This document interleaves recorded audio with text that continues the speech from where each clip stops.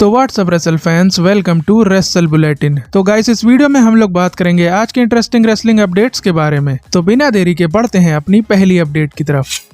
सबसे पहली अपडेट जुड़ी है लिव मॉर्गन और डोमिनिक मिस्टीरियो से। तो गाइज, हम लोगों ने रॉ के शो पर देखा था कि किस तरह से डोमिनिक ने लिव मॉर्गन को बचा लिया था रिया रिप्ली से, जब रिया रिप्ली उन्हें टेबल पर पटकने वाली थी। तो इसके बाद सोशल मीडिया पर फैंस ये पोस्ट करने लगे हैं कि इसके लिए डोमिनिक को इनाम में एक्स्ट्रा टिंडीज मिलेंगी, जहां पर टिंडीज का मतलब शायद चिकन वगैरह से है। तो इस पर लिव मॉर्गन ने फैंस को रिप्लाई दिया कि he is gonna get lot more than that, जिसका मतलब ये है कि लिव मॉर्गन डोमिनिक को इससे भी बड़ा इनाम देने वाली है। तो देखते हैं कि लिव मॉर्गन रॉ पर क्या गिफ्ट देंगी डोमिनिक मिस्टीरियो को। और वैसे भी फैंस इस स्टोरी लाइन में बहुत ही ज्यादा इंटरेस्टेड हैं, और कई फैंस तो एज और लीटा जैसा सेगमेंट दोबारा देखना चाहते हैं इस स्टोरी लाइन में। तो देखते हैं कि फैंस की ये डिमांड ट्रिपल एच पूरी करते हैं नेक्स्ट रॉ पर या फिर नहीं।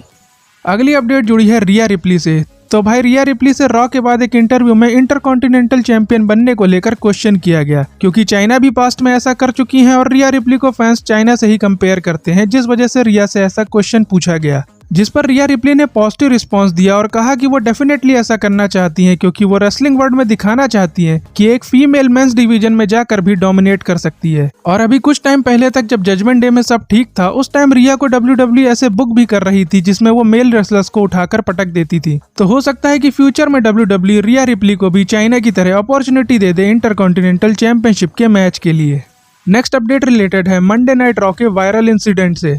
तो भाई, मंडे नाइट रॉ पर न्यू जजमेंट डे वाले सेगमेंट के दौरान एक फैन ने क्राउड में अपना आपा खो दिया था, जिसके बाद उसे सिक्योरिटी गार्ड्स ने घसीट कर बाहर किया। और ये क्लिप सोशल मीडिया पर काफी ज्यादा वायरल हो रही है और बताया ये जा रहा है कि वो भयंकर नशे की हालत में था, इसलिए वो फैन सिक्योरिटी गार्ड से भी भिड़ गया और उसे एरिना से बाहर निकालने के लिए एटलीस्ट 4-5 सिक्योरिटी गार्ड्स की हेल्प लेनी पड़ी थी। वैसे ऐसे केसेस अब किसी रेसलिंग शोज में होते नहीं है, बट पहले ये सारे केसेस नॉर्मल थे। और ये भी कंफर्म है कि ऐसी हरकत के बाद WWE इस फैन को लाइफ टाइम के लिए बैन कर देगी।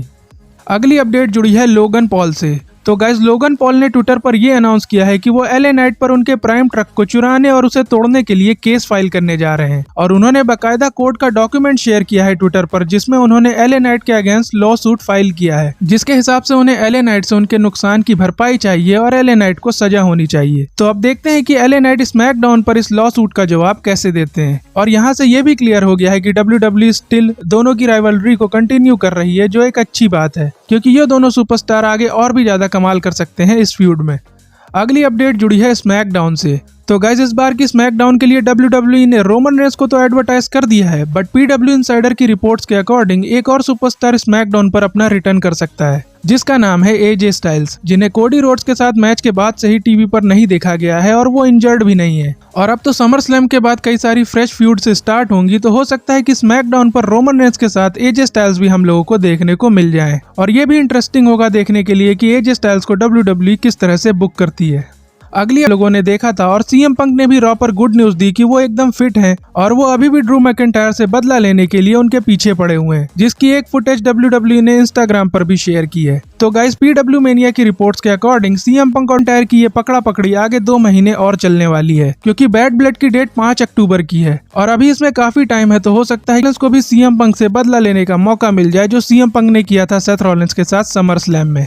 अगली अपडेट जुड़ी है समर स्लैम के बैक स्टेज मीटअप से। तो गाइस, WWE ने समर स्लैम की बैक स्टेज की एक क्लिप शेयर की है, जिसमें रैंडी ऑर्टन और अंडरटेकर आपस में चैट करते हुए नजर आ रहे हैं। और ये वीडियो फैंस को काफी पसंद आ रही है, बट कई सारे फैंस तो ये बोल रहे हैं कि अगर अंडरटेकर बैक स्टेज मौजूद थे तो उन्हें समर स्लैम में अपीयरेंस जरूर करवानी चाहिए थी, जिससे समर स्लैम में और 4 चांद लग जाते। और मेरे हिसाब से फैंस का कहना सही भी है, क्योंकि अगर WWE चाहती तो जेली रोल वाले सेगमेंट में जेली रोल की जगह WWE अंडरटेकर की सरप्राइज अपीयरेंस करवा सकती थी, बट पता नहीं ट्रिपल एच ने ऐसा क्यों नहीं करवाया। वैसे रिपोर्ट्स के अकॉर्डिंग जेली रोल, मिज और R-Truth वाले सेगमेंट की वजह से सैमी ज़ेन और ब्रॉन ब्रेकर वाले मैच का टाइम भी कट किया गया था, क्योंकि ओरिजिनली वो मैच 12 मिनट का होना था, बट ये मैच 5 मिनट में ही WWE ने खत्म करवा दिया, जिस पर भी फैंस काफी ज्यादा एंग्री हैं।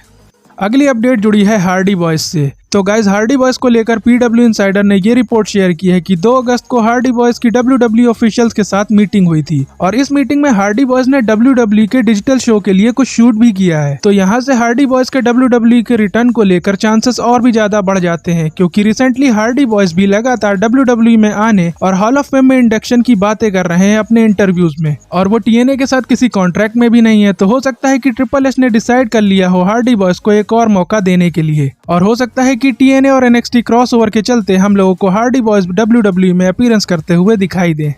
नेक्स्ट अपडेट रिलेटेड है जॉन सीना के रिटायरमेंट टूर से। तो भाई जॉन सीना ने अपनी रिटर्न डेट और रिटायरमेंट टूर की पूरी डिटेल्स एक इंटरव्यू में शेयर की है, जिसके बारे में हम लोग बात करेंगे इस अपडेट में। तो गाइस जॉन सीना ने अब खुद ये कंफर्म कर दिया है कि नेटफ्लिक्स पर जब रॉ का पहला शो होगा तो वहां पर जॉन सीना डेफिनेटली होंगे और वहां से ही जॉन सीना का रिटायरमेंट टूर स्टार्ट होगा, जो जनवरी से लेकर दिसंबर तक चलेगा। और सीना फैंस के लिए एक और गुड न्यूज ये है कि जॉन सीना 2025 के पेपर व्यूज, वीकली शोज और लाइव इवेंट्स को मिलाकर टोटल 100 डेट्स पर WWE के साथ काम करने वाले हैं। और ये तो वो पहले ही बता चुके हैं कि रॉयल रंबल, एलिमिनेशन चेंबर और रेसलमेनिया में उनकी लास्ट अपीयरेंस होने वाली है, बट उनका सिंगल्स करियर दिसंबर में ही एंड होगा। और जॉन सीना ने यह भी बताया कि रिटायरमेंट को लेकर वो बिल्कुल भी अपसेट नहीं है, क्योंकि ये इंजरी की वजह से सडन रिटायरमेंट नहीं होने वाला है, बल्कि ये पूरा रिटायरमेंट टूर है जिसकी वजह से वो अपने फैंस के साथ भी मिल पाएंगे। और जॉन सीना काफी हैप्पी और एक्साइटेड है कि रिटायरमेंट टूर के लिए उनकी पूरी बॉडी अभी इतनी कैपेबल है कि वो पूरे 1 साल तक परफॉर्म कर सकते हैं। तो भाई तैयार रहो 2025 के लिए, क्योंकि सीना की बातों से तो लग रहा है कि 2025 में वो धमाल करने वाले हैं। अब बढ़ते हैं अपनी फाइनल अपडेट की तरफ, जो हल्क हॉगन और रोमन रेंस से रिलेटेड है। तो गाइज हल्क हॉगन से रेसल बिंज पॉडकास्ट में अभी के WWE सुपरस्टार के साथ मैच रेसल करने को लेकर क्वेश्चन किया गया, जिस पर हल्क हॉगन ने रिप्लाई दिया कि अगर रोमन रेंस बेबी फेस होने वाले हैं रोस्टर पर तो वो उन्हें जरूर फेस करना चाहते हैं रिंग में, क्योंकि हल्क हॉगन को लगता है कि यह मैच बिगेस्ट ड्रॉ हो सकता है WWE की हिस्ट्री का, क्योंकि रोमन रेंस को मॉडर्न एरा का हल्क हॉगन बोला जाता है। तो original Hogan versus modern era Hogan के बीच फ्यूड कमाल की होगी। और ये डिमांड अगर हॉगन ने ट्रिपल एस से की तो ट्रिपल एस तो यही कहेंगे कि बुढ़ा सटिया गया है, क्योंकि अगर एक सुपरमैन पंच पड़ा तो होगन को बेहोशी हो जाना है रिंग के अंदर, क्योंकि अब होगन को भी समझना चाहिए कि उनकी उम्र हो गई है। बट फिर भी अगर हल्क होगन ये करना चाहते हैं तो हो सकता है कि फ्यूचर में रोमन रेंस के साथ इनका एक प्रोमो बैटल ही करा दें ट्रिपल एच। और इस इंटरव्यू के लास्ट में रोमन रेंस के अलावा होगन ने CM पंक और सेथ रॉलिंस को भी मेंशन किया फ्यूड करने के लिए। तो देखते हैं कि ट्रिपल एच हल्क होगन की ये इच्छा पूरी करते हैं या फिर नहीं। बाकी गाइज आज की वीडियो यहीं तक थी, और WWE के तगड़े वाले फैन हो तो चैनल को सब्सक्राइब जरूर कर देना, वीडियो को लाइक शेयर करना मत भूलना। और अब आपसे मुलाकात होगी नेक्स्ट वीडियो में, तब तक के लिए जय हिंद जय भारत।